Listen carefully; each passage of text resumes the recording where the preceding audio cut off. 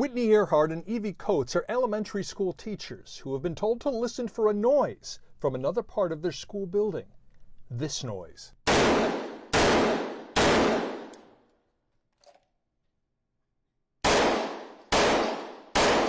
This is the instructor of an active shooter training program who wants school employees at Nashville, Tennessee's Ensworth School to know gunshots don't always sound like gunshots, to be aware they sometimes sound like someone working on a construction or like a repair project or something. Like sanding or something like that. The trainer is Brink Fiddler, a former cop, the owner of a company called Defend Systems. This saying is attributed to Benjamin Franklin, and he probably said it. He was a pretty smart guy, right? If you fail to plan, you plan to fail. He's training more than 200 teachers and staff at this private K-12 school, training that comes from a devastating and upsetting perspective.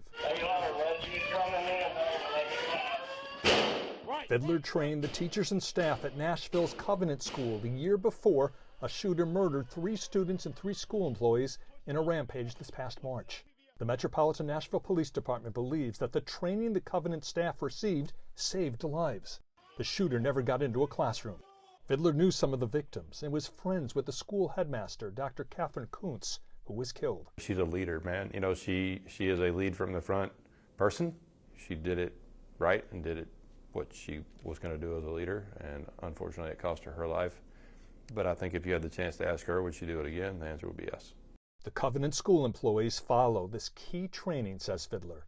First thing they need to do if it's not safe to leave is make sure their door is locked, get the window that's in their door covered, and get their kids out of the line of fire. Those are the 3 most important things you have to do. Fiddler says the shooter fired through the locked doors of several classrooms, but nobody inside was hurt.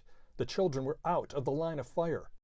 Other important lessons: being vigilant about visitors carrying backpacks. The amount of crap you can fit in a backpack is alarming.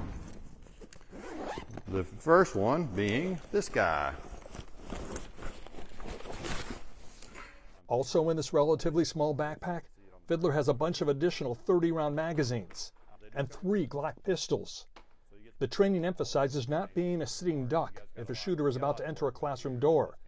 Fiddler demonstrates a potential defensive scenario with fellow trainer Tracy Mendenhall. So when I go to step to the door, she's going to C-clamp it, which looks like that. Everybody say how she grabbed it? Just top and bottom. So what does she know I'm getting ready to do?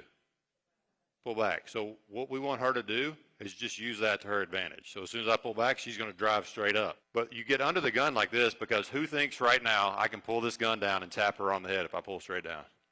Does anybody think I can do that? You can't do it, and why not? What's under the gun? All of her. And then there is medical training. If there are no medical personnel around, the trainers say school employees should know how to properly use a tourniquet. You are watching for the bleeding to stop. You are not counting the amount of times you twist it. All right? Now we're going to twist it 2 to 3 180s.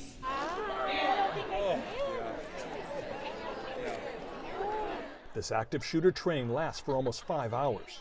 What do you think about the instruction? Top quality. Yeah, I like the hands-on component, and doing it makes a lot of sense. As you've seen, the training is intense and visceral.